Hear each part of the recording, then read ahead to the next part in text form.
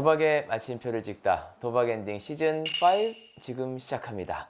네, 반갑습니다. 저는 방송 타짜 이성혁이고요. 네, 안녕하세요. 단독 코디 정성희입니다. 네, 오늘 이제 도박 엔딩 특집이 준비가 되어 있는데, 오늘은 이제 센터가 아니라 이제 외부로 나왔습니다. 네, 맞습니다. 네, 약간 좀 공기가 좀 달라지고 네. 느낌도 좀 달라요. 오늘은 저희가 만나볼 분이 계신 곳으로 직접 아, 촬영을 나왔습니다. 찾아가는 서비스로. 네, 맞습니다. 네, 명절처럼 네. 저희가 이제 직접 찾아뵀는데요. 소개를 좀 부탁을 드리겠습니다. 그러니까 오늘 만나볼 분은요. 12단계 치료 공동체를 이제 운영하고 계시고 저희 중독재활복지협회 회장님이신 신양호 원장님을 모셔보도록 하겠습니다. 네, 어서 오십시오.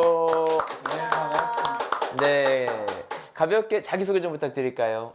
저는 이제 방금 소개받은 한국중독재활복지협회 12단계 치료공동체의 단체장 겸 원장 역을 맡고 있는 신양호입니다. 12단계 치료공동체의 원장이라고 제가 어디 가서 소개하는 것보다는 리커버링 카운셀러라고 이야기합니다. 회복 중인 카운셀러. 그 말은 제가 중독의 경험이 있었고 그 경험으로부터 또 이제 전문 교육을 또 받아서 지금은 회복 중인 리커버링 카운셀러입니다. 라고도 소개를 하고 두 번째는 12단계 동료 스폰서 그런 용어도 쓰고요. 또 어떤 경우는 12단계 촉진자라고 저는 그것을 촉진해 드리는 역할자입니다. 라고 소개를 합니다. 원장님도 이제 방금 말씀하셨던 것처럼 이제 중독의 경험이 있으시고 또 회복의 경험이 있으셨다라고 하기에는 또 겸손하게 회복 중이다 이렇게 말씀을 하고 계시거든요. 그래서 그 이야기를 좀 해주실 수 있을까요?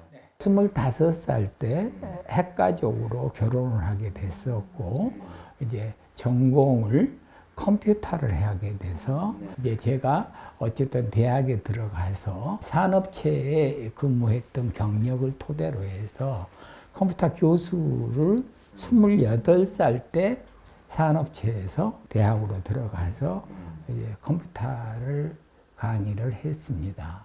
저희들 집안 자체도 내림이 좀 술이 있어서 네. 술을 잘 먹는 형태의 네. 이제 그런 과정을 거치다가 어쨌든 대학으로 이제 컴퓨터 교수로 들어가서 이제 한 9년쯤 지난 36세쯤 되어졌을 때 이제 술로 인해서 이제 대학 교수직을 이제 성실하게 이행할 수 없는 이제 중독과에 빠져들어갔던 이제 그런 경험이 있습니다. 아픈 기억인데요. 그걸로 인해서 25살 때 결혼을 했던 것도 가정 해체도 이루어졌고 또 저희들 가족들은 이게 너무나 집안의 수치다. 네. 그래서 저를 병원에 입원한 다음에 뭐 부모님이 대학에 가서 교수직을 사표를 대신해서 내버리고 첫 기억이 납니다. 그 당시에는 우리나라에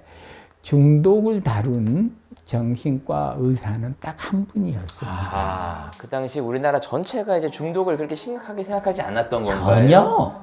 전혀 명칭을 따로 쓰고 있습니다만 중곡동에 있는 네. 국립정신병원 국립정신병원에 여러 개의 병동이 있는데 22병동에다가 알코올 약물 환자들만 한 군데로 모아서 일단 치료는 시작해 봐야 되겠다라고 했을 때 거기에를 제가 이제 입원을 하게 되는 네. 첫 동기였습니다. 어쨌든 그렇게 이제 시작은 되어졌는데 그러면서 이제 대학은 사표를 냈지 병원에서 퇴원해 가지고 어쨌든 뭐 술을 끊고서 바로 회복을 해 갔냐? 아니죠. 의사는 당신은 한 모금도 마시면 안 된다고 중독자라고 이야기했지만은 네. 저는 이제 우리들 이 계통에서 도박도 마찬가지입니다만은 나는 이제 뭐 책임 도박하겠다 뭐 하듯이 내가 조절해서 마실 수 있다라고 하는 그런 조절 망상이라고도까지 이야기하는데 그런 싸움 박질 속에 이제 컴퓨터 학원을 운영하면서 대학에는 거꾸로 교수직으로 있었다가 이제 시간 강사로 나가기도 하고 그러면서 이제 45살까지를 접해가는 시기가 있었습니다. 이태원을 반복했었죠. 뭐 이제 그러는 과정 속에 이제 36살 때 이혼도 했었으니까 41살 때는 이제 다시 제가 재혼을 할 때는 어떤 생각을 했냐면요. 내가 성가정을 이루면 집에서 잘 익은 맛있는 술을 주면 그 술만 먹으면서 살아갈 거다. 그러니까 가정에 충실한 상태 내에서 가면 되지 않을까 그런 성가정이라는 건 이제 가톨릭 신자로서 포도주거든요. 포도주. 네, 와인입니다. 와인. 이제 가톨릭 신자들은 이제 그 미사 볼 때도 그 포도주에 찍어서 주지 않습니까? 우리는 이제 그 성체를 모신다 이렇게 이야기하는데 우리 선생님은 술로 받아들였어요. 또 그래가지고 어쨌든 이제 그런 과정 중에 재혼도 했었지만은 정말 저는 개인적으로 할 수 있는 모든 방법을 동원해서 생체 실험을 했던 것 같아요.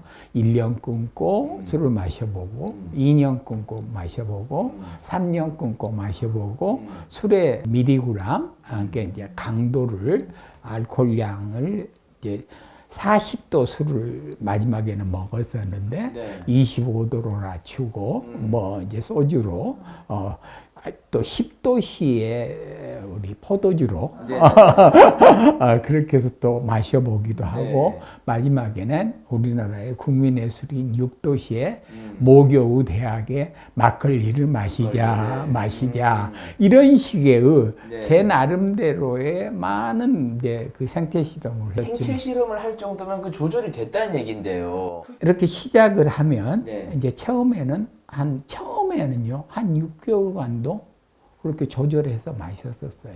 근데 두 번째 때는 결국은 뭐예요? 만취가 되어져서 눈 떠보면 병원이고 그 다음부터는 참 묘하게 기간이 짧아지기 시작해요. 생체 실험도 사실은 술을 마시기 위한 하나의 명분 같은 거예요. 명분이었죠.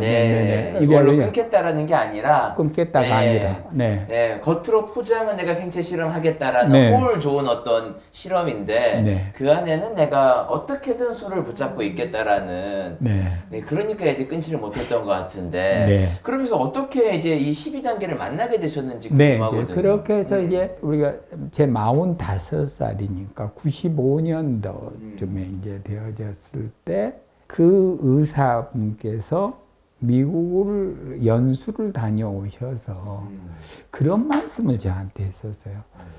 참 내가 무지하게 당신에게 중독으로부터의 회복의 정방향을 제시를 못한 굉장한 무지였던 의사였다라고 하는 걸 알았다고 그래요. 방향 제시를 굉장히 내가 잘못했었던 것 같다. 근데 그런 말씀도 하시면서 그분이 어쨌든 우리나라에서는 개인병으로 알코올 약물 전문 클리닉을 내셨어요. 그래서 제가 이제 또 거기에 수련 카운셀러로 이제 공부를 해라. 그러면서 저랑 같이 미국을 가서 보니 리커버링 카운셀러들이 도처에 있더라.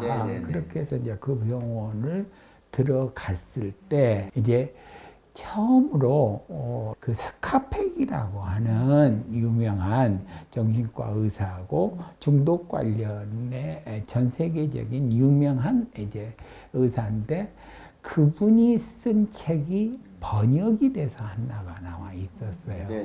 길을 떠난 영혼은 한 곳에 머물지 않는다. 멋있죠. 너무 매력적이었어요. 길을 떠난 영혼은 한 곳에 머물지 않는다. 구절 자체는 상당히 시적이네요. 시적이죠. 거의 뭐 한강 수준입니다. 상당히 시적입니다. 그런데 이제 그 책을 타타타타타 이렇게 넘기는데 한 챕터가 중독은 신성한 질병이다. 그렇게 시작을 해요. 신성하다?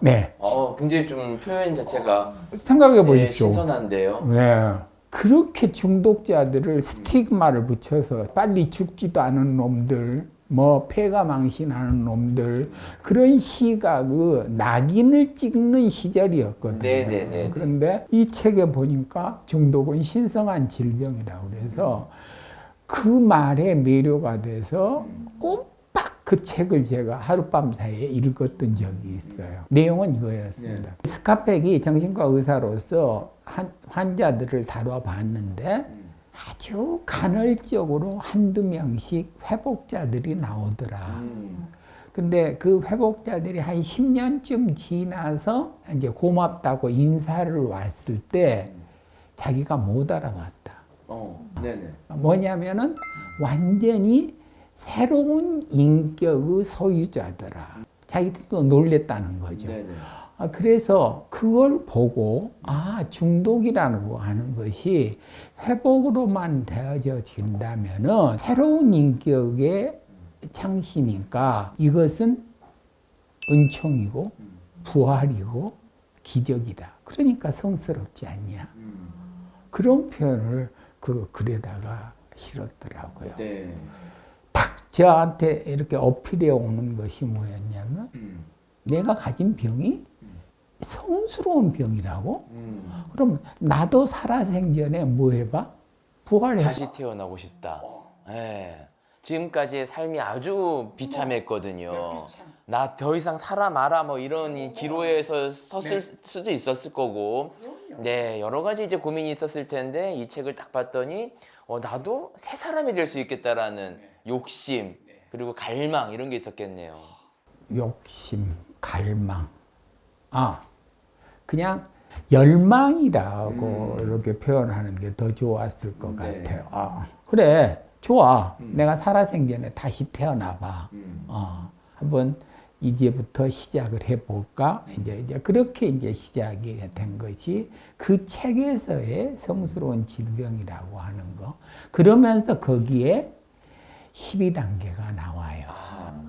네. 그 회복을 한 사람들이 자조 모임에서 쓰고 있는 12단계를 성실히 이행한 자들이 영적으로 각성되더라라고 하는 것을 봤던 이제 기억부터 이제 저로서는 일단 터닝 포인트를 한 거죠. 시청자분들이 이제 12단계에 대한 궁금증이 많이 있으실 것 같아요. 그리고 원장님의 이야기를 듣다 보니까 과연 그 12단계가 무엇이길래 원장님 확신을 가지고 거기에 빠져서 또 회복하는 분들에게 이제 도움을 주고 계신지 그 이야기를 좀 나눠볼 텐데 12단계를 하나씩 다 하기는 좀 시간이 이제 많이 걸릴 테니까 조금 이제 축약해서 좀 이야기를 나누면은 크게는 이제 제가 보니까 3단계예요. 신념 변화 단계가 이제 3단계가 있고 또 행동 실천 단계에 도덕의 2단계, 성격의 2단계, 보상 관계의 2단계, 그리고 보수 유지 단계에 또 3단계가 있는데 요거를 좀 축약해서 크게 4가지로 이야기를 좀 해주실 수 있을까요?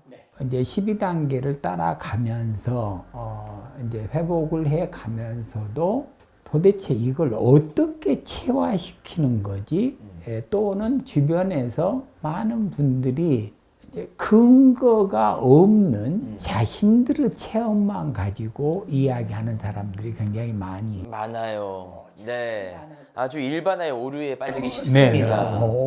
굉장히 그렇게 힘들더라고요. 이제 그러는 과정 속에 끊임없이 이제 2번째의 멘토를 만난 게 패트릭 박사라고 하는 AA의 워크북을 세계적으로 미국에서 발간해서 베스트셀러가 되신 분이 있었어요. 그 책을 구입을 해서 한번 따라가 본 거예요. 그 속에 이제 제가 혼란스러웠던 것은 불분명했던 것들이 하나씩 이제 정리가 되어서 나오는데 첫 번째 이제 왜 지금 무력함의 인정으로부터 시작하냐. 말씀하신 대로 신념 변화 단계거든요.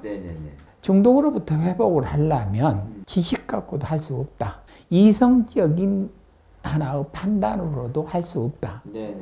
어쨌든 간에 그것보다도 더 큰 힘에 의한 어떤 전환점이 와야 되는데 거기에서 1번이 우리는 알코올에 무력했으며 또는 도박에 무력했으며의 파워리스라는 단어가 나와요. 그 대상 물질에 대해서 당신은 다룰 만한 힘이 상실했다. 이 파워리스를 12단계에서는 영적 단어라고 이야기해요. 이성적으로 해석하는 게 아니라 당신은 힘이 없는 존재야. 근데 확대해서 인간은 원래 힘이 없어. 그리고 한계가 있는 거야. 하는 것이 그 패트릭 박사의 책의 문헌에 나오기 시작을 하더라고요. 그러니까 어떤 이론적인 걸 받아들이고 뭐 방법을 쓰고 뭐 도전하고 하기 전에 가장 먼저 해야 되는 것은 나는 힘이 없다라는 것을 인정하는 거군요. 네, 그렇습니다. 네. 우리가 가장 가까운 가족에게 정신적으로 또는 경제적으로든 피해를 주기 시작을 하고 그것뿐만 아니라 사회적으로 시인의 끝나라고는 하지 않습니다. 당신이 할 수 있는 데까지 보상하라고